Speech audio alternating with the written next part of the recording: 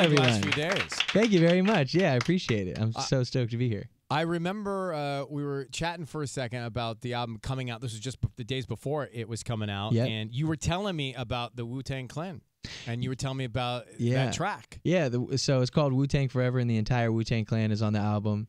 And it's just a good vibe because the whole album itself is very boom bap, hip hop, very 90s, very just like unapologetically rap, which I love. Especially, you know, coming out of like the last Bobby Tarantino 2, which was very trap. And then before that, you know, having like a pop record like 1-800. It was just really, it's very fun to show the diversity. And that's what how I want to be remembered, you know. So it was really cool to bring them all together on you know, that's insane. I feel like, I know I saw that Wu-Tang said, all you gotta do is ask to do some work with them, but I feel like they had not been together themselves for a minute. I know that they 100% like they're the clan. They ride, they do their thing, but they all have their you know, their separate independent projects and stuff. Yeah, exactly. So for me, it was amazing that they would come together that way. I contacted the RZA, you know, of Wu-Tang, and just kind of was like, hey man, like what do I got to do? And like he said, he said just ask, and I was like, well, I'm asking. He was like, all right, well, it's done. It's so interesting how like in our own minds we can create these barriers.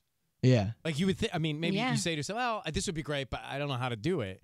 And no, yet, legit. Like, and then like, dude, just got to call. And this is something you thought about when you were a child, right? Like you wanted this to I was like a teenager, and I always wanted to do a song, and I wanted to call it Wu-Tang Forever. And it's wild because Drake on Nothing Was the Same, I think I like forget. in 2013. Yeah, he did it. He did one called Wu-Tang Forever, and then I was like, damn it. And I thought he was gonna have like every member, but I was like, no, there's still a chance. So yeah, so it was cool that I got to do that. Has Drake responded to your track yet?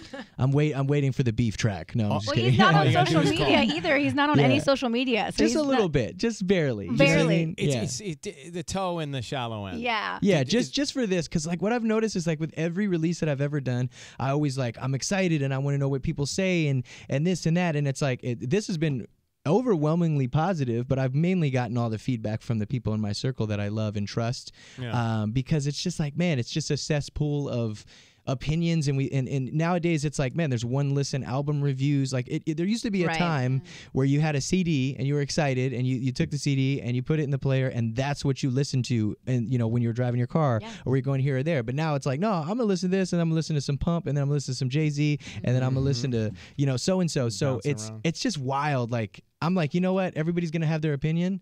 I feel good about what I did. I'm so proud of this album. I'm just gonna let it rock. And good art, once you put it out, it's not yours anymore. So it belongs to the people. It's meant to be loved or hated. So it's like, hey, enjoy it. But people seem to love it. Interpreted, right? Yeah, definitely. So, you know, it's called Young Sinatra 4. Yeah, but abbreviated YS4. YS4. And so I think people wonder, well, what significance does the name Sinatra have on you?